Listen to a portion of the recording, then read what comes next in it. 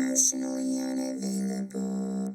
Welcome to Emotionally Unavailable, the podcast where we dive deep into the world of emotional availability and intimacy. I'm your host, Melissa Hepner, and I can't tell you how excited I am to have you join me on this journey of self-discovery and connection. Whether you're navigating the complexities of relationships or exploring your own emotional landscape, this podcast is here to inspire, empower, and entertain. So get cozy and let's explore the depths of human emotions together.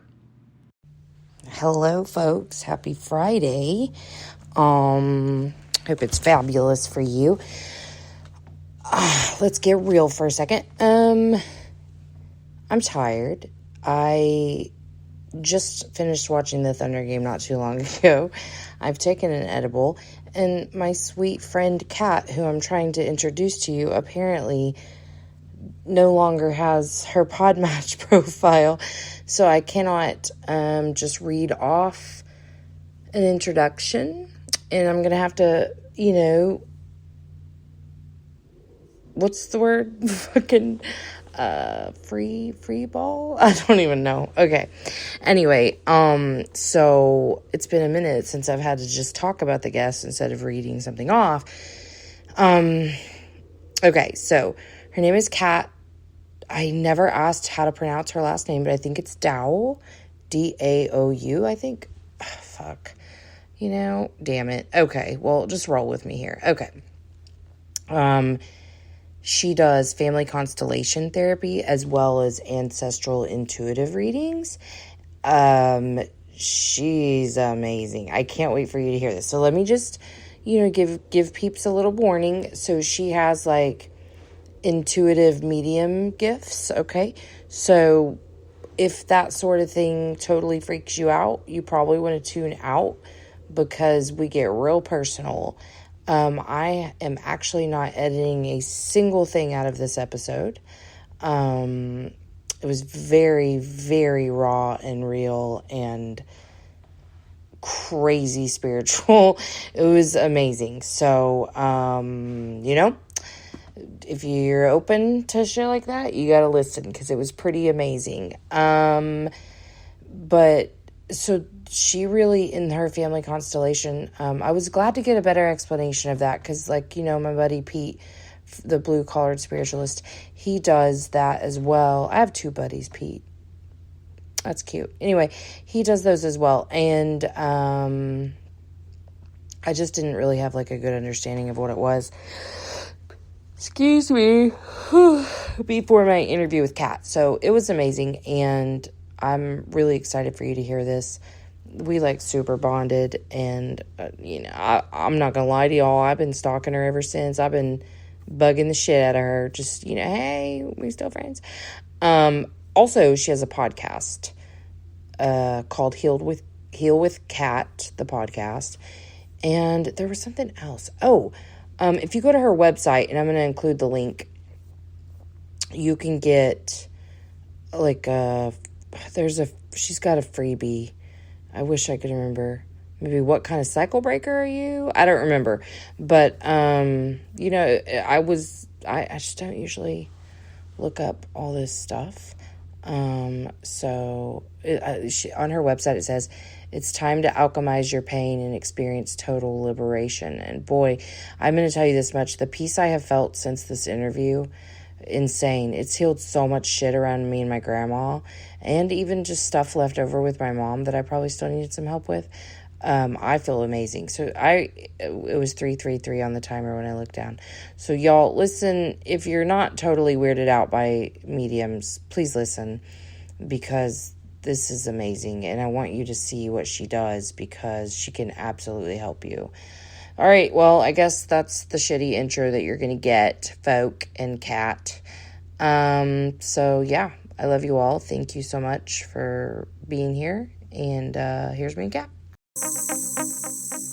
Emotionally unavailable.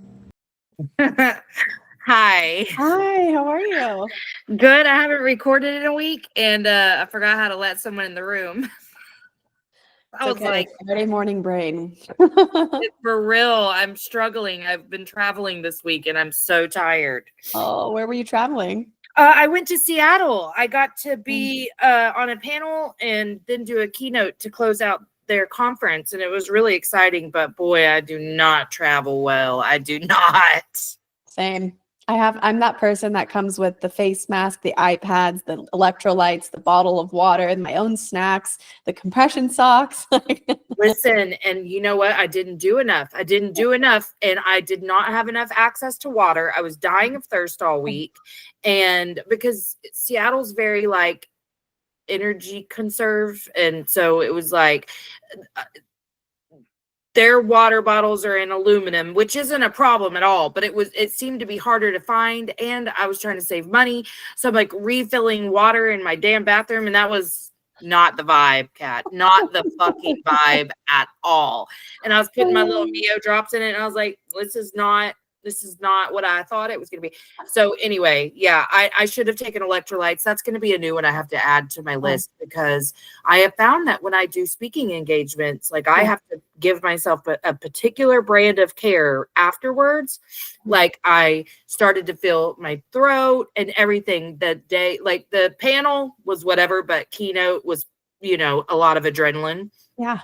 And congrats. Oh, that's exciting. Thank you. It was my first keynote. I was really excited about it, and it went really well, but boy, that crash, you'll just go straight to chemical depletion. And it's like, I need a nap. And now I know that about myself. Like I've done a few of these now, like at least speaking engagements. And so I know, like, don't schedule stuff, sleep. So I went straight back to the hotel room, slept for like, I don't even know how long, did some edibles, all the things. Cause shit, dude, it's legal in fucking Seattle. So I just walked up that hill.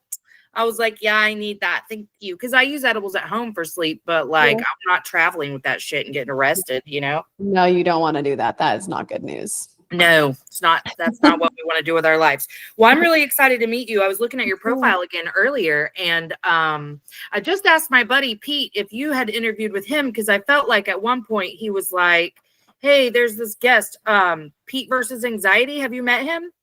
No, I don't think I have. He's so fun. Okay. Really? Yeah. He's just like a good guy, Okay. But I asked him, but he hasn't responded. But I saw that you do constellations, and you're not the first person I've had on, but because of who I am and I talk too much, we never really got into what family constellations are. And I have a friend that does this too. I keep wanting to sign up to like understand better, but I really don't. I have a very basic understanding, but really don't understand. Can you help me understand first, like what that is?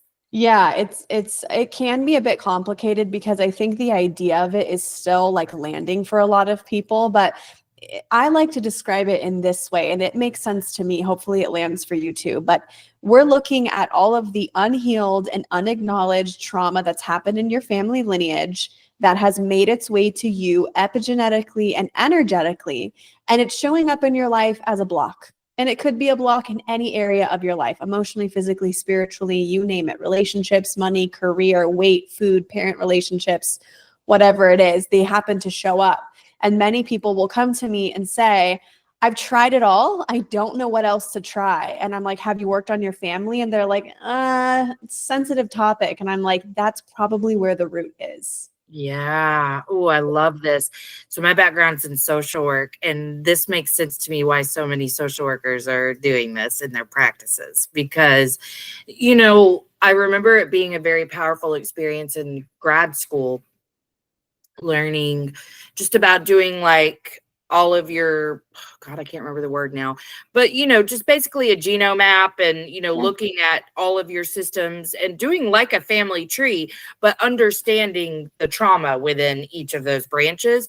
And one thing that really moved me was like generations not that long ago didn't talk about infant and pregnancy loss at all. And how much that shapes future generations when a loss like that is experienced. I mean, it shapes that family, first of all, and then what that shaping contributes to the rest of your lineage.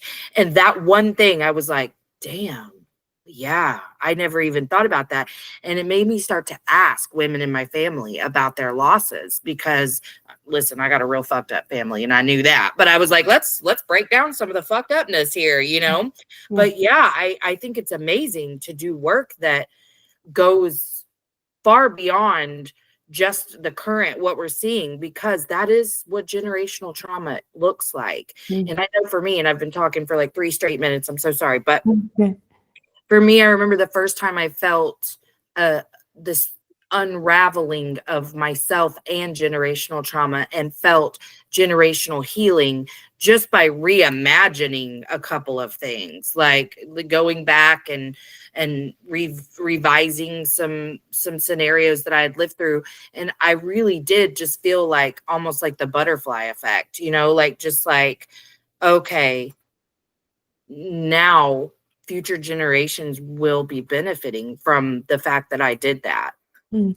Awareness is always the first and biggest step, in my opinion, because it takes a lot for someone, especially who's gone through a lot of trauma, to finally face the awareness of how something either happened or how it affected them. I know that I've done a lot of 12-step work. I know that awareness is also a big step in the 12-step world as well. Once you can kind of face, you know, your the truth of what you experienced. But you touched on something that was also really powerful, which is that in terms of cycles or patterns that happen due to the unhealed trauma, it may not always be the same thing, THING, but oftentimes it's the same theme, THEME. So loss could be a theme in your family system. It could be secrets. Secrets are a tough one to work with. Secrets so big, And yes. the hard part with secrets is that, you know, when we're working in this energetic field and people are standing on papers that represent certain person, places, or things, we can look at truth from that perspective, the spiritual, the quantum truth, right? We work within this kind of God field, I call it. And I trust everything that is said and felt on those papers because that is so sacred. But there's still a human part of us that wants to know if it's true. You know, can we validate what we experience? And that's a very human, real, analytical part of us. Probably stems from a little bit of that need for control in the chaos. But you know, I encourage people to really um, listen to their bodies and what they say in the field, and not have to look for the absolute truth. Mm-hmm. Sorry. I've got 2 dogs. Can you hear them? No, I can't at all, but I'm glad we took a pause because I'm hearing my dryer in the background and I know that it's going to pick up. So one second, I'm going to shut a door. No worries.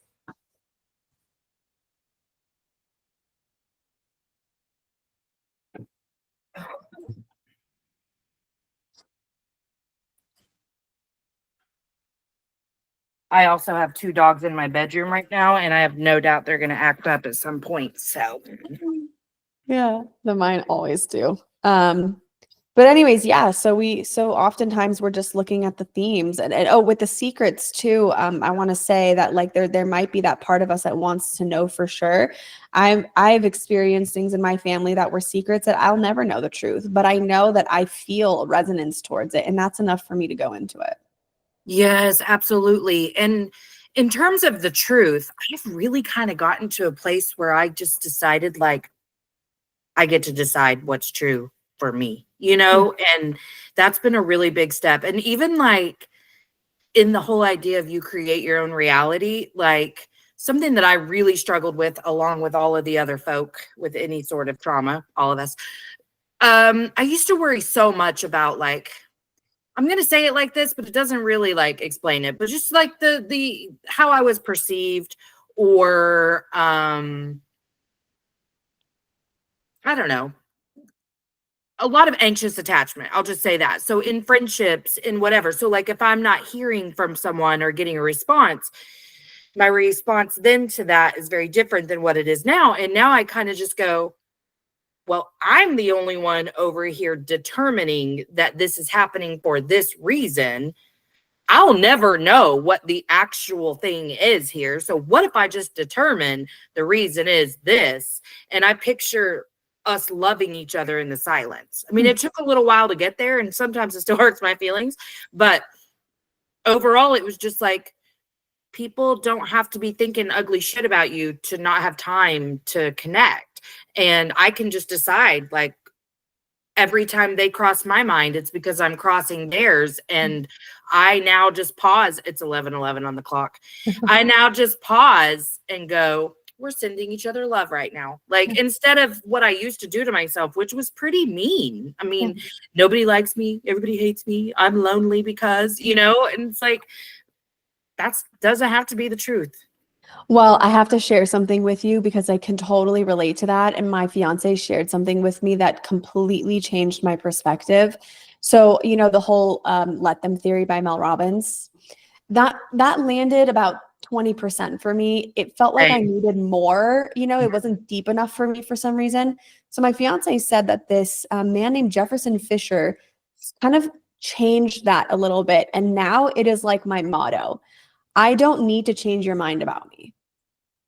And for some reason, that blew the hinges off of my life. And I was like, oh, I have so much permission to stop caring about so much of the stuff I put my energy into.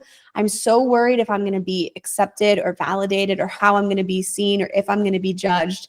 And I tell you, I have used this motto internally almost every at least hour of the day since I heard it, because I'm like, oh, what if my family sees this thing that I post? I don't need Yes. to change their mind about me. I'm Yes. not doing anything hurtful or harmful to anyone.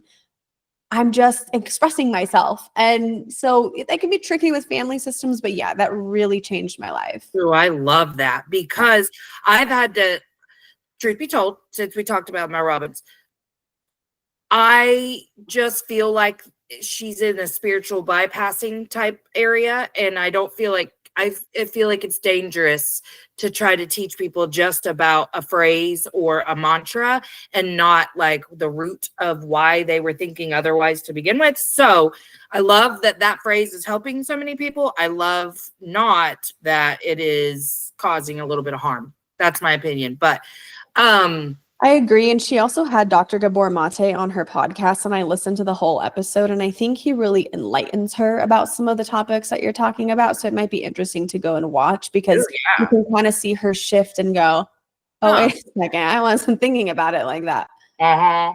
Well, I even have it. I didn't get it from her, but let them is at the top of this tattoo because yeah, I had heard it from someone else. I don't remember who, but I was just like, that's fucking right. Like, let people be who they are, and I'm gonna be who I am. But bro, the fearing the people close to you seeing what you're posting is so real because my fear has been in my, I'm going to put it this way, anti-religious postings, like because I've completely deconstructed from religion. I like to tell people though that I'm from Oklahoma. I still live in Oklahoma. If you attend a church service or regularly attend anything like that, you're a fundamentalist if you're in Oklahoma. I mean, that's just how it is.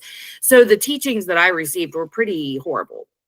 And just deconstructing from that. But it's not really that I care. I don't care necessarily that people know that about me. I care because I know the fear that happens here when you listen to somebody talk about something like that, and that's in opposition of your own beliefs.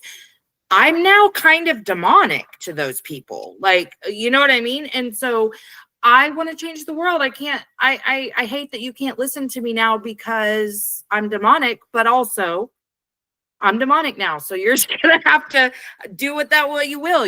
But I love the way that I thank you for sharing that because it is helpful to have a few little things in there that you can lean on whenever your pattern wants to come up again and be like, are we still going to care what people think?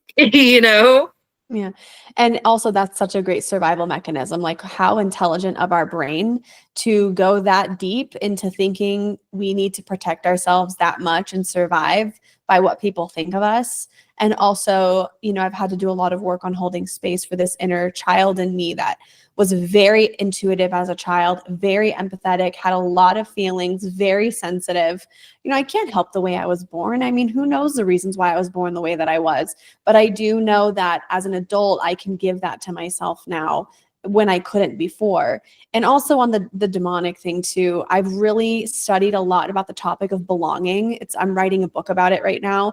It's very fascinating when you really get down to the nitty-gritty.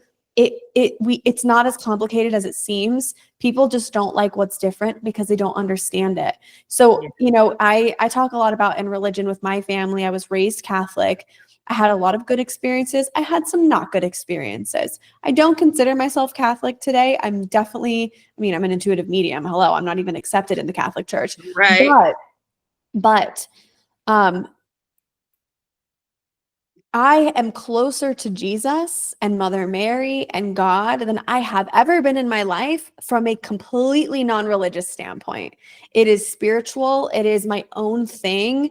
I've Yeah. never been more connected to love, and that just gets to be my journey. So just how I'm exhausted of trying to change other people's minds about me. I do not want someone doing that to me either. To me, true belonging happens regardless of if you fit in or not, because fitting in and belonging are not the same thing. Yeah. How do you view them differently?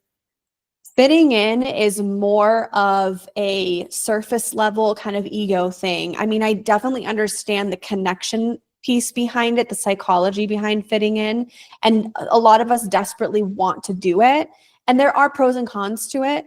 However, belonging is your intrinsic worth no matter what, you look like, what you say, you belong to your family system simply because you're a part of it. You were born into this family system. Your intrinsic worth is rooted in that. Even if you don't fit in, no one can take that away from you. Even if someone dies early, which we address a lot in family constellation therapy, someone that dies under 65, they didn't get to live the longevity of their life. Whatever the repercussions are of an early death, even that person still belongs to the family system because they were born into it. So if you can look at your place in your family system from a place of belonging rather than from a place of fitting in, and maybe you throw in a little, I don't need to change your mind about me, it levels the fuck up your confidence in who you are and gives you clarity on who you are. And then when you do face your family, at least for me, it wasn't about proving myself or needing them to like me. It was more about me getting comfortable with me and focusing that energy back on me and continuing to be loving and kind with boundaries. Yeah. Yeah. It's interesting whenever I even think about families now because I don't have like a lot of contact with mine. And I have a couple of siblings that I have more than a couple, but I have some siblings that I try to maintain contact with. We have good relationships. We just don't see each other a lot. But other than that, I've got a couple of cousins, and that's like the people I talk to, and not even regularly because my family system, looking back now, even just over my journey over the last year, I wonder if I had known then what I know now, could I have maintained any sort of relationship with some of them? And I think I really struggle now with, if I tap into a higher level of consciousness, then yes, I have so much compassion and so much acceptance even for who these people are, especially like my in-laws. We're very, very different people. And I choose not to have a lot of contact with them or my family because I feel like I have to show up as a different version of myself to be like that because I'm constantly defensive, I'm bracing, and so I'm kind of working on owning that and like understanding that right, wrong, and different, I'm allowed to journey however it is that I feel in the moment is best. I do try to do a lot of reflection because I want to make sure I'm not like showing up unhealthy, but also they're not the healthiest. I mean, the family that I even have left, I only have one aunt left on my mom's side, and then I have one aunt left on my dad's side and cousins and all that, but it just hasn't been deemed safe for me. I kind of I grew up as the golden child, raised by my grandma primarily in kinship foster care with her, but a lot of back and forth with my parents, and they were present in my life to the extent that they could be as addicts until both of them died before they were 40. Mhm. So it was just a really weird dynamic that took me from golden child to black sheep, golden child to black sheep. And then especially, you know, that once you set boundaries, you're the black sheep, period. So, you know, then I thought I was better than everyone.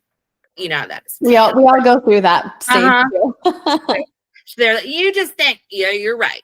I mean, the thing is in my head, when my grandma would say that, I'd be like, because I fucking am.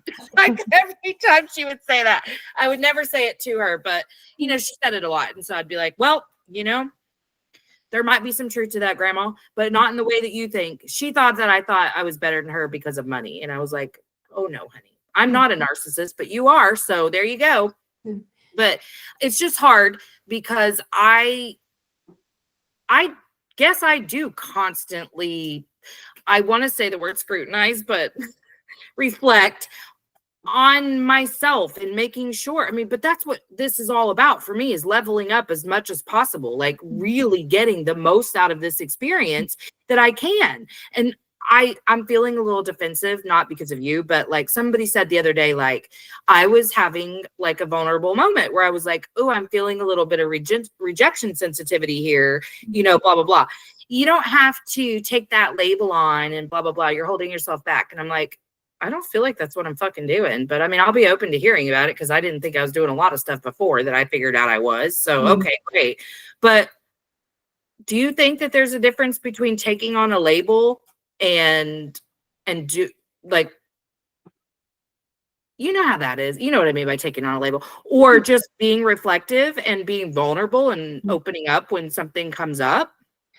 Well, honestly, what I'm hearing is a lot deeper than that. What I'm hearing is that instead of the kind of communication dynamic that you're having with someone be very assumptive, you know, assumptuous and kind of making assumptions about other people, and instead of, you know, there's an opportunity to shift into more of an inquisitive conversation with people. I think so many of us, you know, with our families and friends, we want to be seen and we want to be in this, you know, you are, first of all, you are for sure a soul that chose this life to level the fuck up and evolve. That is clear to me as day, intuitively. Also, your grandma's coming through a little bit, so I don't know. Really? Yeah, which is kind He of never wild. does. That's so funny. Well, and here's the thing, when I do mediumship, it's usually the family member that people don't usually hear from. It's always because they know that I can communicate the words that need to be said. So, but hold on one second.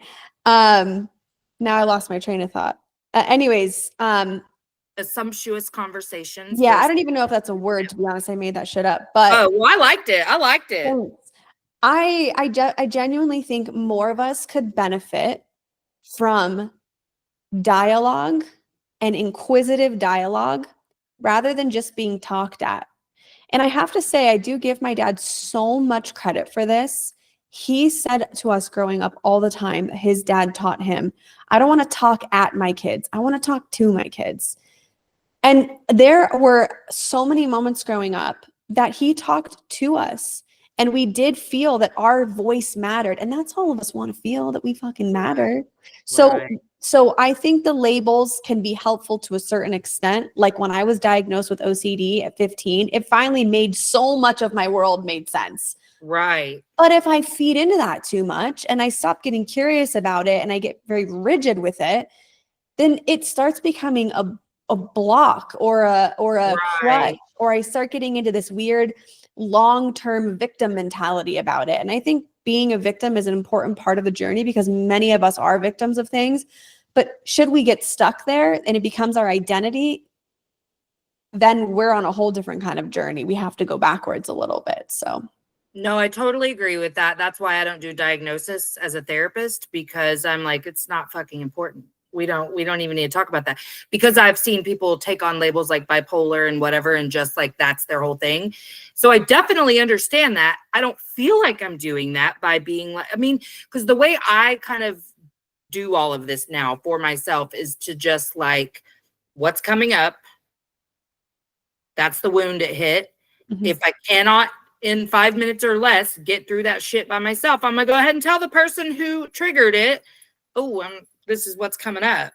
And then I can release it. But I said to this person, I hear you, but is it possible that what I'm saying to you is bringing something up in you that you're not comfortable with?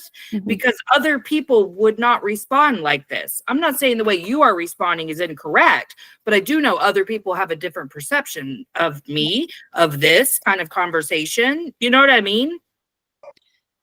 Sorry, I should have my fiance close the blinds for the dogs. I do totally understand what you're saying. And I think that where you're trying to come from is a very compassionate place. And I think that compassion is really this place where we can hold space for many things to be true. And also what you're reflecting to me as well is the idea that many of us are not taught how to move through conflict. And many of us do not realize that we put so much power in the conflict, and yet there is 100 million times more power in the repair. And if we're taught how to repair, my goodness, the benefits that come from that emotionally, spiritually, mentally, even physically, our nervous systems respond to that really well too.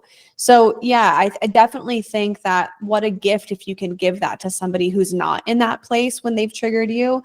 But also too, for me, I've learned that there's some people in my life I can't even go there with because there's going to be zero receptivity. It's just going to be, I need to be right no matter what you say. And I will manipulate what you say just to be right because my inner child, it's not even their ego. No, exactly. My That's where the compassion can't comes handle from. being wrong. Yeah. Yeah. And I was hearing, I hope they don't listen to this episode, honestly, but I was hearing,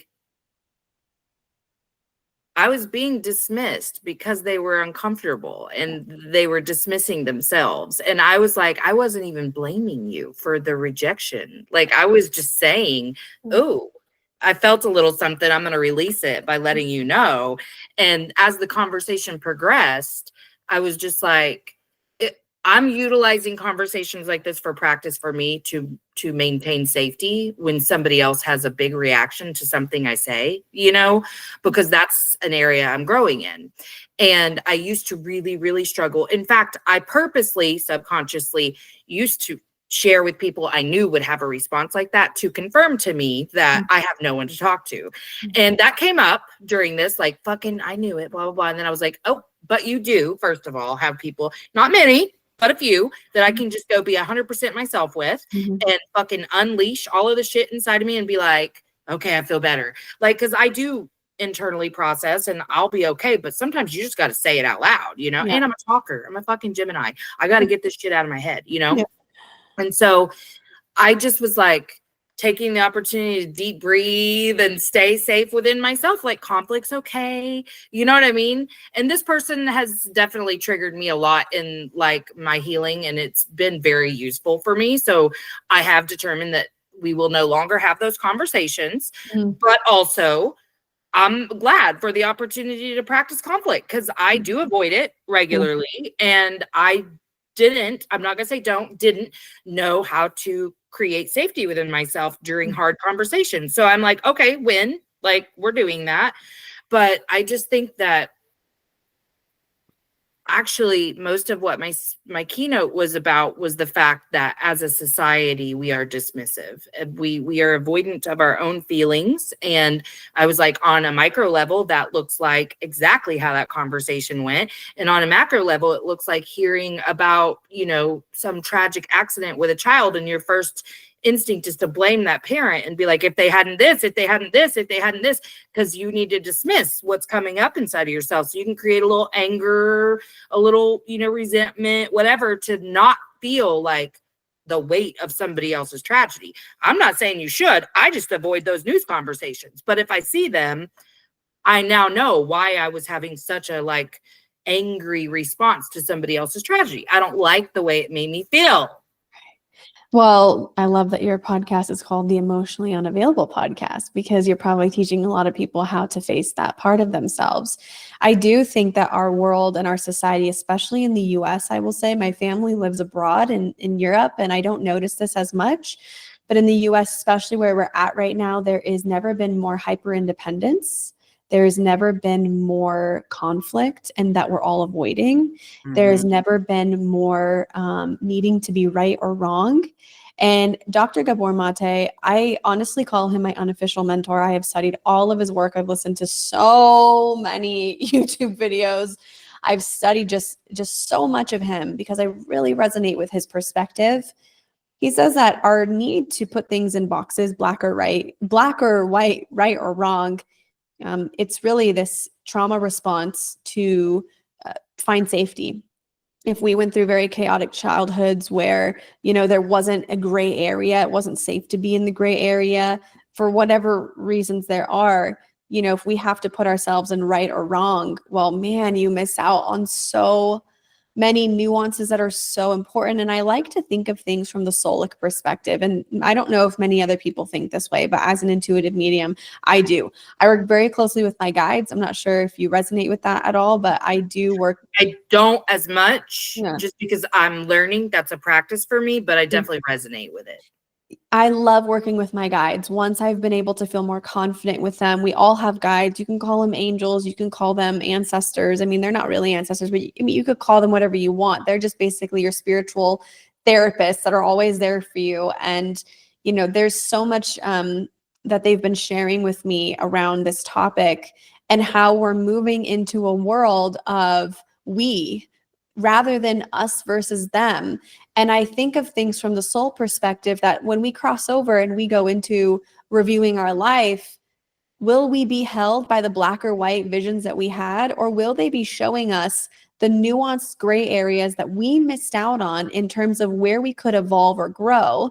And I believe from a soulic perspective, we are here to experience many beautiful human things.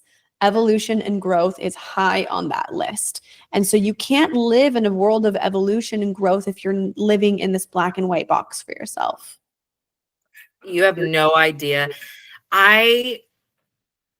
What's fucking hilarious to me is the agency that I just did this thing with in like October or November. I got to do a small panel interview with them. And I said, we need to do a little less of the us versus them and more of the seeing the us in them and become more of a we. And that's been like my mission. And I have also felt it's been very weird as a very fucking codependent person to journey through isolation and learning to just feel really good on your own. And finally understanding what true love is and cultivating that, it's only the love you have for yourself, and just going through that versus now on my journey, I'm starting to, in the same way that I did to unravel the noise that was in my head, I'm starting to hear little whispers of the we, of seeing how now, okay, great. You went through like the shedding and you've learned how to be you and who you are and how to show up as you in any space. And now let's start collecting. Like we're going to start becoming a part of collectives and just meeting people that are just as excited as I am to continue a connection and to collaborate in the future. And that's been really big for me because I'm noticing even in this moment, like just the fear of that. And like, for instance, I'm doing a summit with a few people. I came up with the idea. I picked a few people that I thought were great, blah, blah, blah. But then a person that like has been such a fucking gift to this project, she's like marketing genius, whatever, right? But she has a very particular way of doing things. And I've been traveling and whatever, I'm doing my best, but like I'm not always hitting the mark. And I had to work through like feeling like I was in trouble or that everybody in the group is annoyed at me. I know that neither of those things are true because they've each shared something like that along this journey. Like if we feel like we're not pulling our weight that week, all of that shit comes piling down. So one by one, we've had to encourage each other. But this week was my week to need the encouragement where I was like, I'm working through feeling like I'm in trouble and you're all annoyed at me, but like that was such a gift for me because it just reconfirms like what I was wondering over a year ago when I was like, I'm emotionally available or unavailable. Like what? Like, I don't get that. I thought I shared, but learning, like, cause I suck at asking for help. I suck at like a few things like that, where those are the areas that I've really been focused on.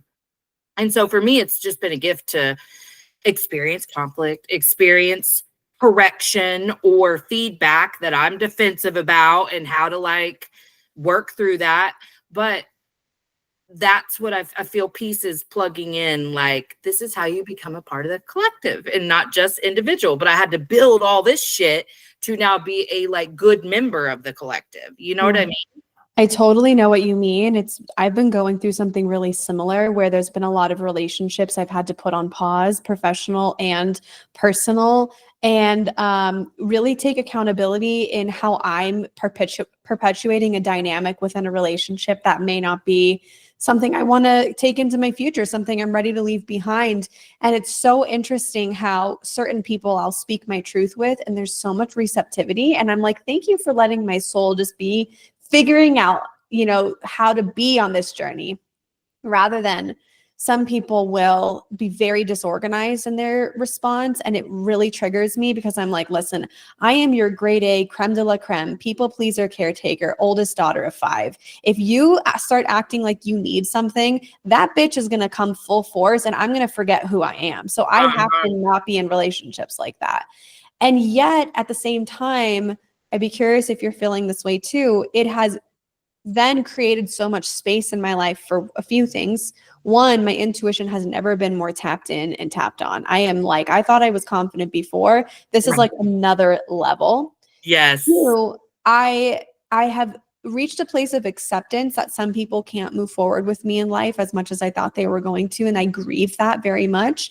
But then 3, I've made so much space in my life for new friendships and new people to come in that were actually maybe their energy made me a little uncomfortable in the beginning. I wasn't really sure how I fit in or how I belong. And then all of a sudden I'm like, wait a second, you're just like me. We had to get through the ego shit. And then once we got through that, we're like so close and we're cool. Yes. So there's just so much opportunity in the process you're going through. And I totally relate to it.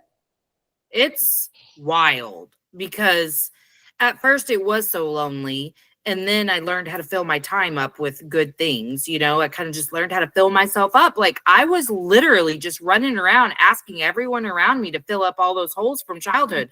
Like I would need them to make the biggest fucking deal about my birthday. It's like the one time a year I was comfortable being like, I need to be the center of attention and I need to know, like, you need to do everything that you can on this one fucking day every year to prove to me how special I am to you and that you choose me. Mm-hmm.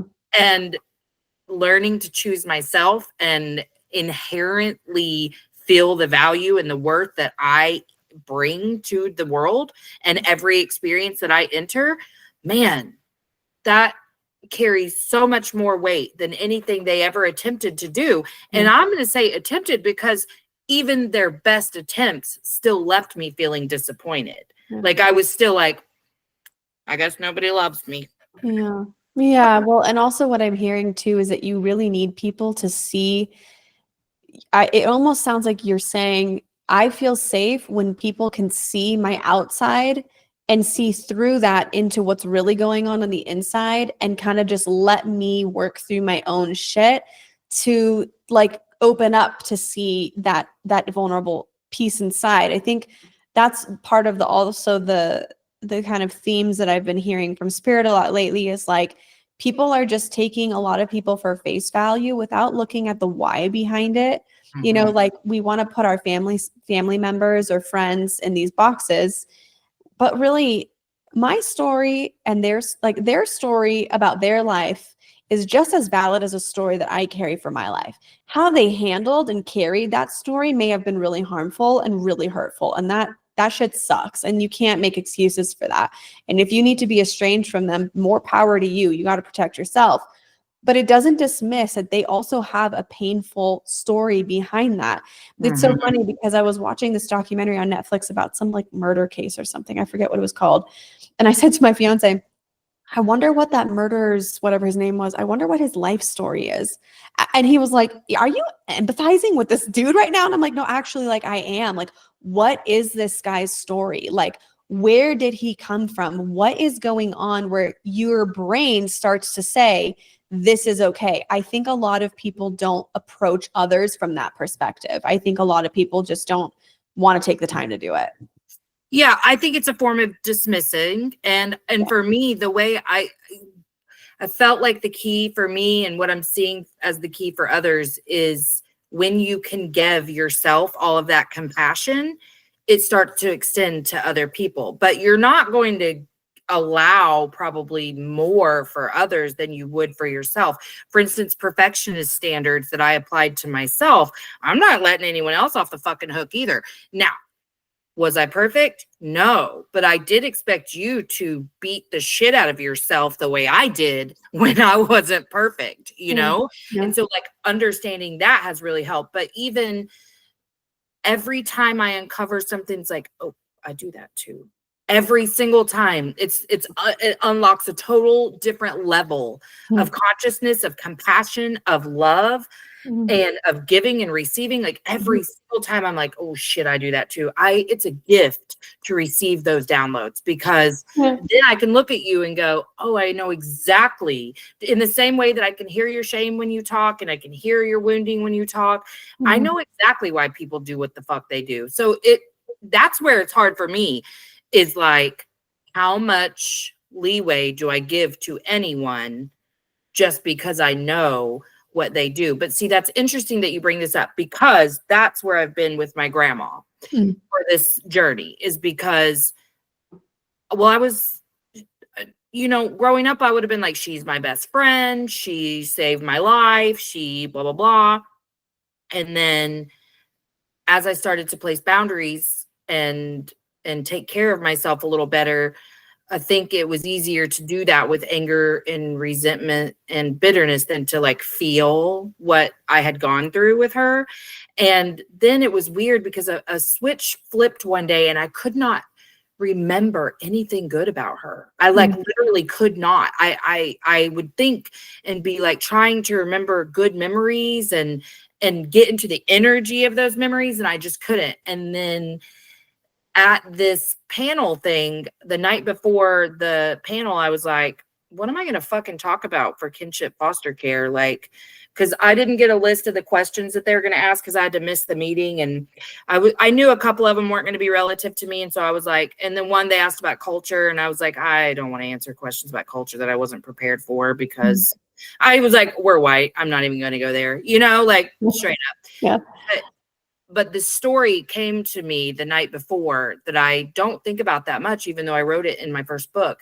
But it was about like the gift that she gave us of taking us back in her house. But I have not felt that close to her in years than that, like reliving that memory of we had gone back and forth between her and our mom, and then she had custody of us at that point for 2 full years. And then my grandpa left her after 36 years of marriage, and she was going through menopause. So she had this complete mental health crisis. And up till then, my dad hadn't really been deemed safe to be alone with, but she was losing her shit, had no money, relied on my grandpa for income, whatever. And she's like, I can't keep you. So at Christmas time in 6th grade, she just ships us off to live with my dad. Literally, we had to spend Christmas with him. I loved my dad, but I didn't feel safe. Like, I knew my parents were not safe for me. They were addicts and they were unpredictable, and nothing about them ever was like home, So I was fucking devastated. Like, I started my period for the first time. I didn't tell anyone. Like, the entire 2 weeks was absolute torture for me. And then she just showed up and she was like, okay, well, she determined probably not the best idea that I left them with their dad. So she called our local Department of Human Services, and they said, actually, there's this private foster care agency that can help you, blah, blah, blah, blah, and it's going to be fine. Get the kids. They're meant to be with you. So she did, and we waited it out. And that was the private foster care agency is who I went to do the talk for. But I was like, oh my God, thank you, Jesus, for sending her back. Like, because I don't even know if I prayed that way. I think that would have been it for me. Like, after everything I had ever experienced, and there was plenty more after that, that was a turning point for me because it was so devastating. And so I was like thanking this agency. It's the Casey Family Program, but I was just like, it really did make all the difference. I mean, obviously all the support they gave us after that was equally as important, but that moment was a turning point in my life. And it was the closest I have felt to her in years, because she's been gone for like, she died in 2015, but I haven't been able to feel that connection with her at all. And anytime I've visited a medium, she doesn't really come up. Like my parents do a lot, my mom especially, but like, she hasn't. So I just find all of this very interesting, that this is the day that that happened. Well, thank you for sharing all of that with me, because I know that's a vulnerable part of your journey. And I think really it's so funny. Your grandma is coming through, but I also felt your parents too. I just want to get back on my thought for a second, because they were kind of pulling my attention. No, my brain's it farted. They just that was it. But no, thank you for sharing that with me. I think that the work that you're doing now is probably really benefiting a lot of people who feel stuck in that system as well and need. Oh, I remember what I was going to say. Okay. I think, everyone gets to be on their own place in their journey with their families, but I do appreciate when people reach an emotional maturity where they can hold space for the good and the bad. I'm putting that in air quotes. Where they can hold space for, my grandma had these personalities and it really affected me in a negative way. And also she was able to give me gifts. And I think that that's what we've been really alluding to this whole time is, can we get as a society to a place where we can hold space for everything? And, if people are being harmful and hurtful towards others, that's a whole nother story. There are boundaries and restrictions needed for people's safety. But I do think it's interesting just to get curious within yourself rather than having to force a relationship, just getting curious within yourself about the gifts and the things that feel like curses too. Yeah. Well, I've been this has been part of like my mantra, is learning to use the word "and," because I can see it really started with me. Like, I want to be all these things. And I learned I am already all of these things, and I'm going to fuck up. And sometimes I'm a bitch. And sometimes I don't lead with love. Yeah. Sometimes I'm tired. Sometimes I have PMS. Sometimes the worst part of me comes out and I'm going to have to make repair. But that does not dispute all of these things that I am. And I kept thinking there was going to be this destination. And I've gotten the privilege to learn this lesson a few different times, like really deepening my understanding of it.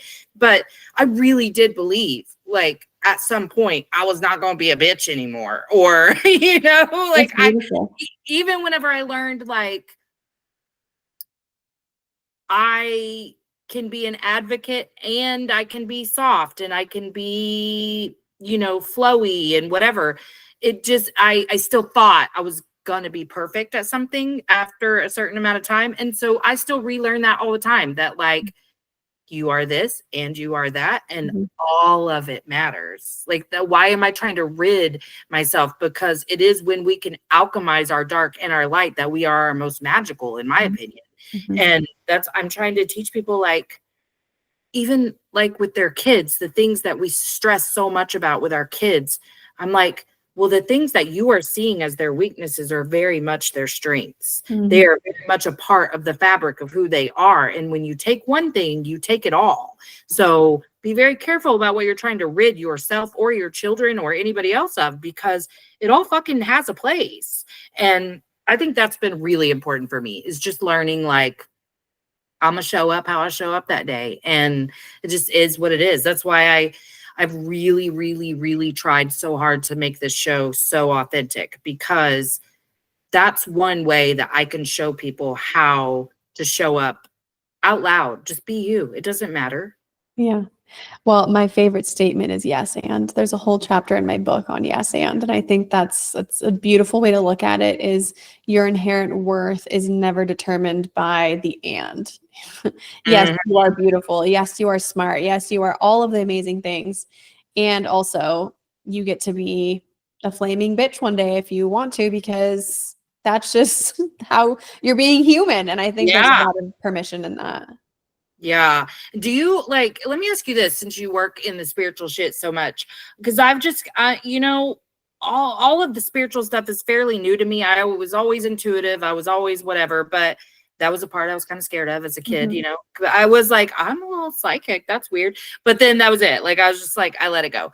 But like through healing, I kind of had a spiritual awakening too. So I've, I started with like deepening my understanding of astrology, which understanding some of that really helped me lean into like what I felt was my purpose and lean out of all of the things that were holding me back. Not all, I'm sure I still have blocks, but um shit, what was I saying? Oh, so nope, lost it again. I was gonna ask you a spiritual question, but Okay. nope. Three things popped up in my brain at once, and then that was it. I was like, which way was I going? And now they're all paths lead back to I don't remember what the fuck we were talking about. You give it a second, I bet it will come back. Well, well, first of all, I'm going to ask you this because I've asked a couple of people this, but for the last, like, I don't know, year, I've been like, I think my mom is definitely on my spirits team. Like I have felt that very strongly. So do you feel that? Actually, as soon as you were talking, she showed me like a rose in front of her heart. And so that shows me like a gift of your heart as well. And our ancestors, there are many ancestors, like my grandparents are on my team and they help me with things. And then there's some ancestors that aren't, that don't play such a present role.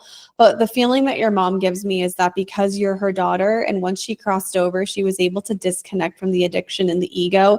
She also shows me that she disconnected from the anger as well. The anger, she really highlights. I keep wanting to say the word, it's forming in my mouth, anger. A lot of what you experienced, she validates as anger. It was her trying to manage that. Once she shows me herself crossing over, almost like she's taking off layers of clothing of light. And she remembered who she was. She said who the fuck she was. And she goes, how do you think she's my daughter? And so she says, once I realized what I missed out on as a mother, then I was able to realize that I had to step in. I had to step in a different way. But she shows me herself putting her feet in the ground and really like trying to be a grounded support for you. Whereas your dad comes through and he's more supportive for her rather than for you per se. It's not that he's not supportive for you because there's all love there now. It's all different. It's almost as if his soul is kind of working through some of the guilt and shame that he experienced on earth as a result of his choices. Also, you're just getting a full reading. Your mom's anger triggered his anger, and his anger was darker and deeper than your mom's in a sense. And so she shows me maybe a moment in time, anywhere in between 5 and 7, 10, 30, like there's just like this formidable age group that she's showing me. 5 feels very significant. I see this like family room. Some people are arguing, and she thinks she's being protective against dad or maybe something like dad or another male figure, but she's actually doing something harming. And she's like, I didn't have the awareness. She actually shows it to me as if she didn't have space in her brain to think about these things. And I don't mean that in a demeaning way. It's almost as if I get it. so much else going on, she could not see clearly. So she says, yeah, I'm there for my daughter because I had to do that when part of her soul contract was to be there for you and do that. And she realizes and takes accountability that she didn't. And now she's like, and what else chance do I have to do except for do it right now? This is what I have to do. Do you have a daughter by chance? Yeah. Is she like 13 or? She's almost 11. Okay, 13 is going to be a really powerful year for both of you because I feel like your relationship is going to get a lot stronger than it is now. But also, yeah, your mom shows all of you like embracing, so it feels like it's going to be healing. But there's also a message here about be mindful of anything that was triggering for you at 13. She may reflect similar themes, and it will be important for you to be super resourced when she starts triggering you as a teenager, because holy shit, teenagers are rough sometimes, but like it's part of their journey of development. So 13, I see it being very like all of you embracing, there's so much love, but to be extra resource in those moments where she might be like, fuck you, mom. And you're like, Yeah. excuse me. But it's not anything that you need to be super like scared of. You already have the tools. It's just about like really getting the tools in there. Yeah. Wow. Thank you for that. Yeah. Yeah, that makes total sense to me because my dad was an Aquarius and he really was so soft and sweet and squishy. So what they're telling you about is well, first of all, they divorced when I was 5, but Okay. That's probably what it is then. yeah. He didn't drink anymore after her because he was so violent with her, but she kind of created the violence. Mhm. And they were both hardcore addicts. But after he quit drinking, it was opiates. So he was pretty chill, like, and he stayed away when he was fucked up. My mom didn't. Yeah. So that's probably a little bit of what she's talking about too, is thinking I need to see my kids. I need to be present, but like, mama, don't come when you're this fucked up. Mhm. There was so many things but I mean, I definitely remember exact scenarios that she's talking about with that, but it's been really weird because after my daughter was born was when I really started to feel her. Mhm. Like I felt her kind of immediately, like I almost embodied some of her qualities almost immediately after she died. I was pregnant with my first son when she died. And I remember being like I started to be afraid of people's driving. I had never been like that as a passenger, but that's how she was. Like there were certain things that like I was now like embodying qualities of hers. Mhm. But after I had my daughter, I just started to feel her around more. And I have really leaned into the lessons I've learned from being her daughter to be a better mother because, well, first of all, my baby is like, she's exactly who I would have been had I been given permission to be that. And she is very strong-willed. You cannot fucking tell her what to do. I mean, yeah, I'm the parent, so like if I want to like come down really hard on her to stop something, then that's what I have to do. But otherwise, I have to like lead her to the water and be like, doesn't a shower sound nice today? What time do you think you would like to shower? Shit like that. She's just such a strong personality. But what I love about her is that she knows that. Like one time she was like, I'm going to bed. And I thought she said something else, like she was going to my room. And I was like, you need to go to bed. And she was like, that's where I was going. And now I can't because you told me to. Like 10 years old, she's saying that to me. And I was like, you will never know how fucking proud that made me that you're recognizing these things about yourself. I was given no space to learn or grow. So like really, I've told a lot of people this recently, like I really feel like more of a shaman to her than anything. Like I'm literally just here to guide you because I have learned I don't actually have any fucking control. So like, I'm just going to love you. Do you know how many of my clients that are parents feel that way? I can't tell you how many of my clients that have kids in that age group that are like, I thought I read all these parenting books. I don't have to do shit. My kid knows exactly what they're supposed to do. I'm just supposed to be the gentle reminder. And I'm like, these souls that are coming through now are so evolved and so like, they're just beyond our time. Like, I really feel like we're going to see such a huge jump between like millennial and Gen X generation and like the next ones. I mean, you're already seeing it. But like, I think in terms of self-awareness, because I really believe that every generation breaks a curse. I think that a lot of our parents' generation, they tried to break the physical abuse curse. I can't say that, but like physical abuse is definitely looked down upon more than it was in our parents' generation. Absolutely. And now our generation is like, since we don't have to deal with the physical stuff as much, maybe, and that's not true for everyone, but there is this huge generational emphasis on emotional safety and emotional abuse and like the emotions of it and getting in our bodies.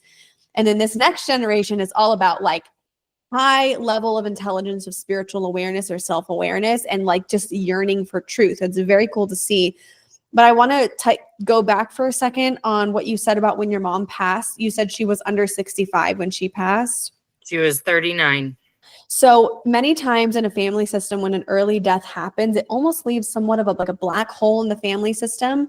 And sometimes the generations that come after that will fall into the same patterns of that person because that's their loyalty of keeping that person alive. So have so much grace with yourself that that was just a part of you yearning for connection with your mom. And psychologically, subconsciously, and even energetically, you were looking for mom and you found her through fear, through paranoia, through these thoughts. And I just want to validate that for you, that that was just a survival part of you, but hopefully it's been able to shift into honoring the gifts of her. And there is so much, I mean, nurturing feminine love that comes through for you with her. I almost feel as if that lifetime for her was a test, and a test she did not pass. And that when it's her time to come back again, she will set the intention to have challenges again, probably to come back with your grandmother if they were, it feels like they were mother and daughter. Were they mother and daughter? Yeah, and I feel like there's going to be a really big shift that happens for the whole generation and the lineage. But you are so a cycle breaker. Like, I can't even begin to tell you, like, as I'm hearing you speak, you know your purpose in this family system. Like, don't let anybody shake that about you, because you know what you're here to do. Yeah. Well, and I guess probably me feeling a little shaken is why I even asked the question earlier about like the conversation that I had with a friend. But I'm learning to just, I'm actually a little bit like, I got such like a wave of not even chills, but like a full body experience. I'm actually a little bit lightheaded from it. But I do know exactly why I'm here, and like, right or wrong, I'm fucking living out loud, you know, like, and if people aren't evolved enough to like be able to have serious conversations with me, I'm not even going to release them with love, but I am going to let them stand right where they are until they want to catch up, because I'm not keeping myself small anymore. And I think that was an example of me trying to keep myself small, to try to extend compassion and love and understanding to somebody. But I like continue to step further and further into this authority that I feel. And I just feel really moved by everything you said. Thank you. Like, because it is a fucking journey to try to understand what the hell, you know? Yeah, and I also want to validate for you too that like if I tune into grandma a little bit, there is apprehension, but there's also so much love, and she stands next to your mom and holds her hand, which is a symbolism that shows me that they have worked out whatever they needed to work out on the other side, and that there is an open invitation for you to meet them in that as well. And grandma also winks at me and she says, "Why do you think she's going on a spiritual journey? We've been calling her. We've been calling her attention." So just know that this calling that you're having is deeply supported and loved and guided by your grandmother and by your mom. And you have that feminine female lineage support to move forward. You are super intuitive. The way you use it is going to be the way you want to use it in this lifetime. And that's cool. Like, people want to come to readings for me and talk about like rainbows and fucking butterflies. And I'm like, no, I'm going to talk to probably the ancestor that you don't really talk to, because they want to apologize. They know that I'm okay with doing that. A lot of mediums are not okay with that. And also, like, I'm probably going to show you where things are in a little bit of a darker sense, but I'm going to help you get to the light. Well, not every medium or intuitive works that way. And so I think you're going to use your intuition the way that you're meant to. And family constellation therapy, whether it's with me or someone that you know, 1,000,000%, because I feel like it's going to give you keys to unlocking more freedom in your life. There's probably just a few things that need to come through your body to face your mom and your grandma rather than be in the mind. You know, I mean, you being chatty, listen, I'm chatty Cathy too. That's why I have a fucking podcast myself. I could talk all day long. I've been talking since I was 6 months old. My mom said I never stopped talking, which is so true. But there's a reason. It's because it's your gift. And so you're ready to like use it in a bigger way. You're ready to like, the podcast is one way, but you've got so much to say and so many lives to touch and so many things to heal. Like, you're just getting started.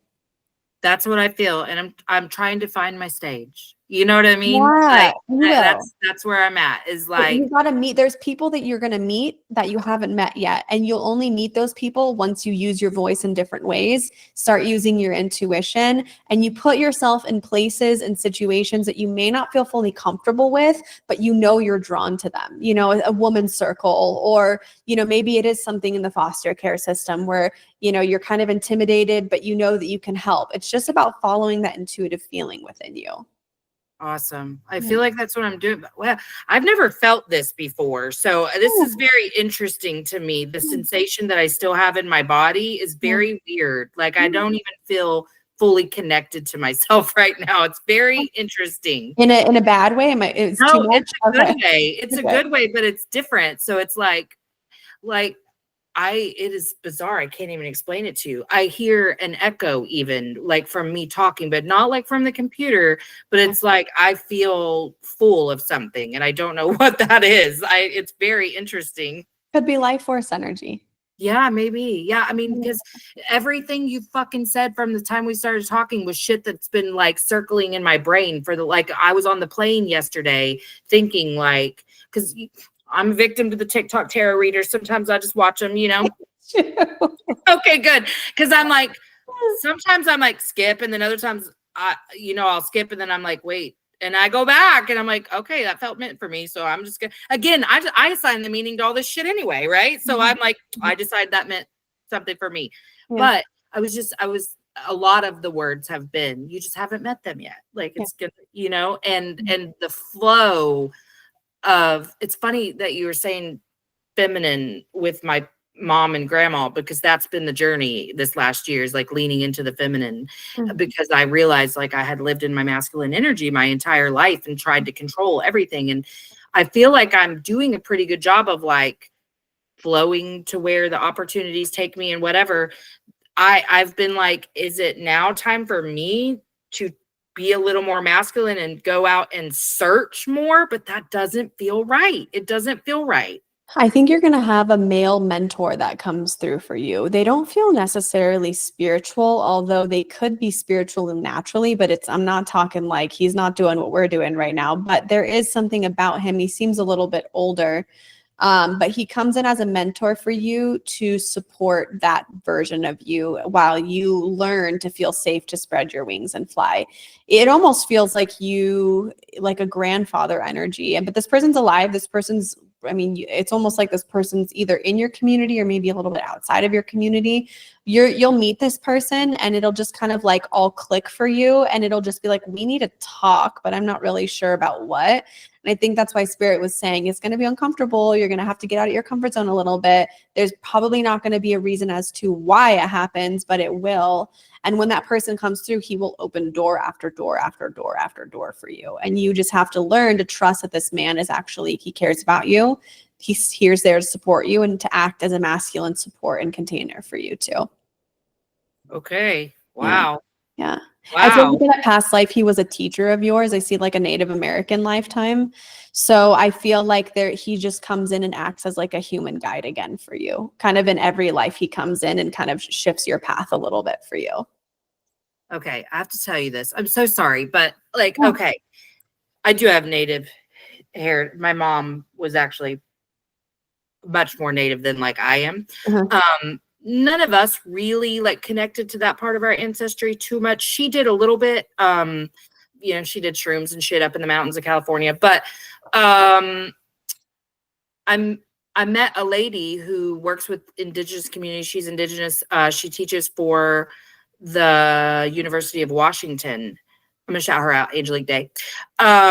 I was wearing strawberry earrings and she said, somebody complimented them. I was like, yeah, I was really drawn to strawberries for a little while, whatever. And she was like, got very like into teaching me that like strawberries are the heart and just like all of this stuff in indigenous teachings. Yeah. And so when you said the thing about my mom with a rose, like in the heart of things, I connected to that and the rose because I had a rose from her for years up on a little whatnot shelf in my room.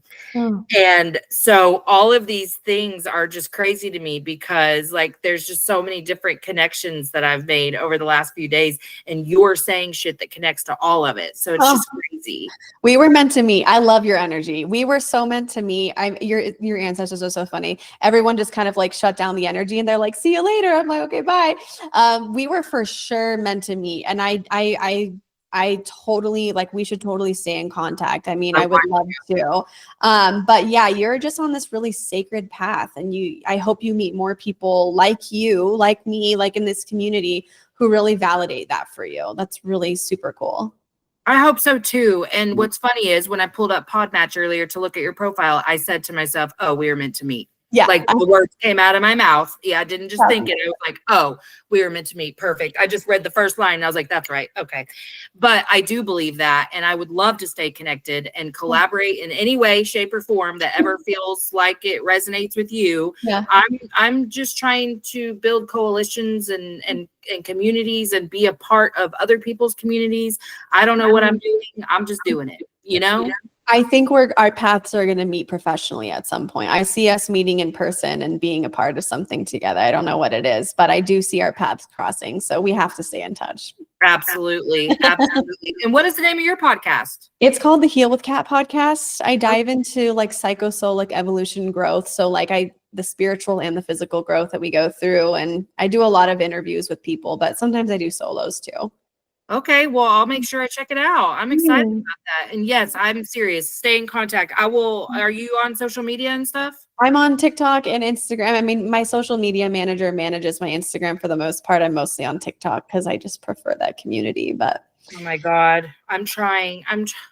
It's hard. I'm trying to make myself do a live on there. I've been trying to make myself do it for. I Do can't it. do it long. I'm so scared. I'm so scared. Follow me and I'll follow you back, and then I'll go. You tell me when you're going live and I'll go on there. Okay, I will. Is it just your name? It's on TikTok. It's Heal with Kat Pod. Okay.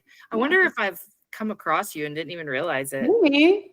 Well, your name sounds so familiar. That's why I thought maybe it was Pete that talked about that. But it also could be because I've seen you on my dashboard for a week. So it could be too. My family had a really well-known winery in the US before we sold it a couple of years ago. So some people think that, but it's just because, I mean, if you know wine, usually people will put the two and two together.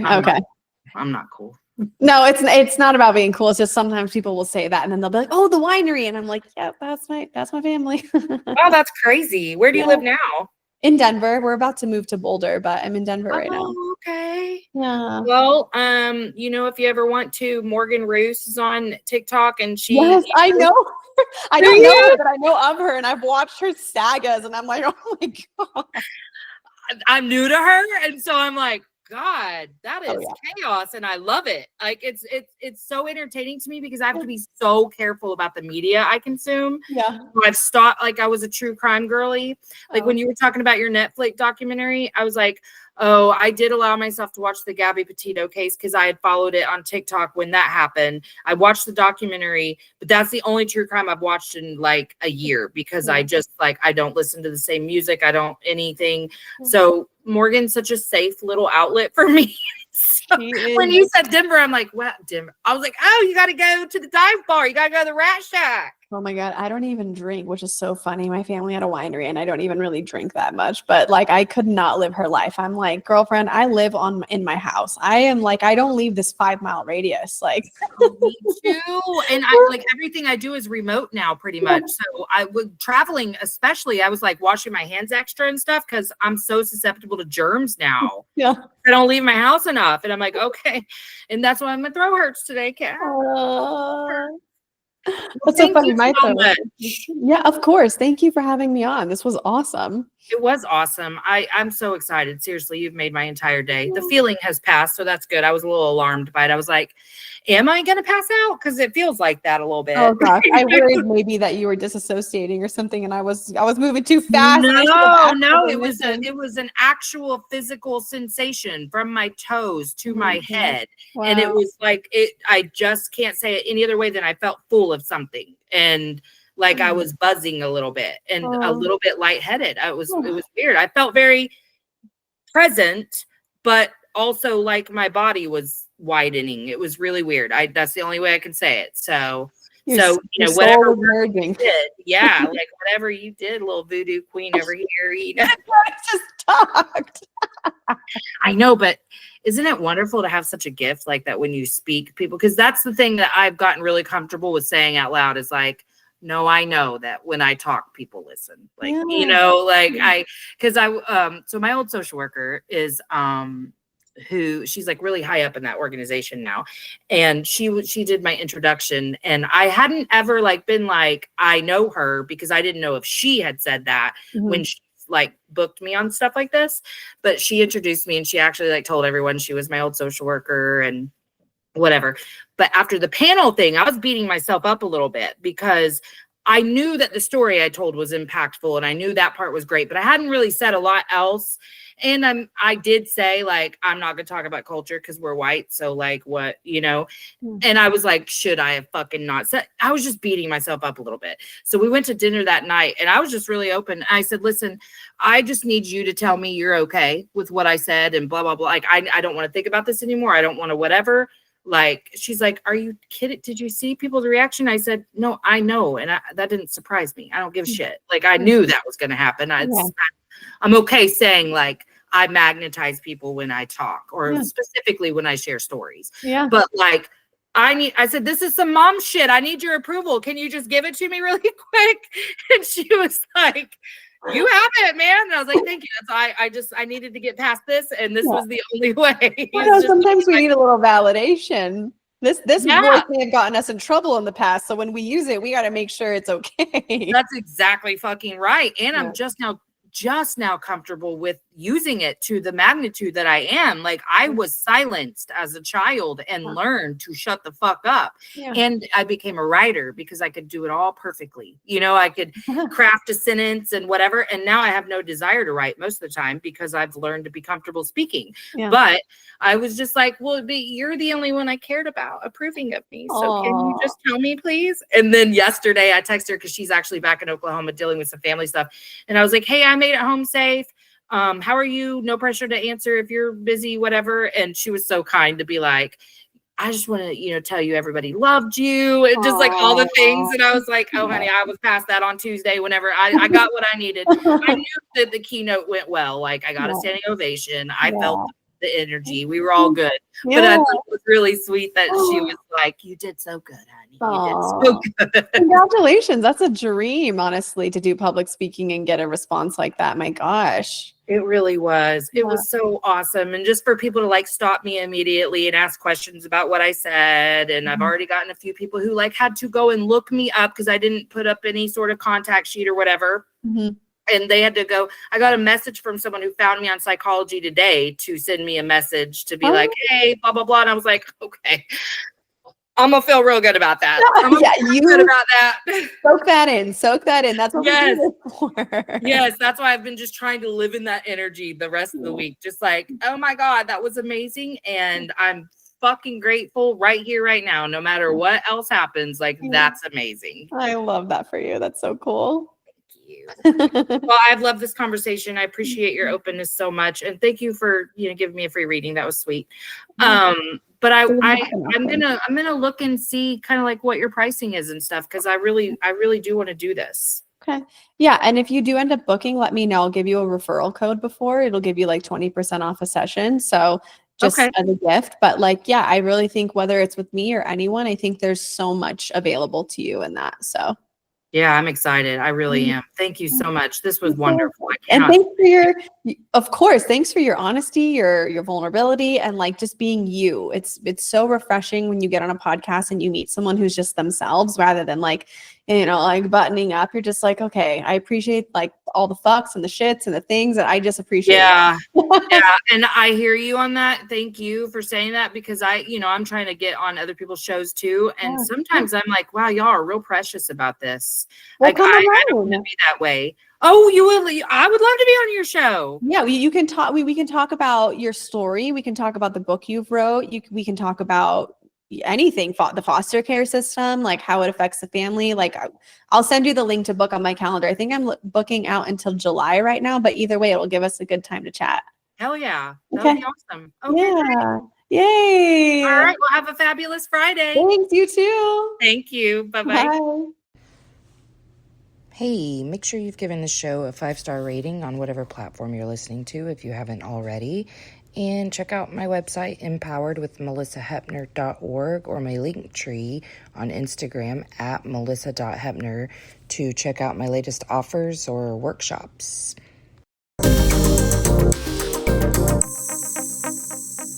Emotionally unavailable. Emotionally unavailable. INDEPE and cut.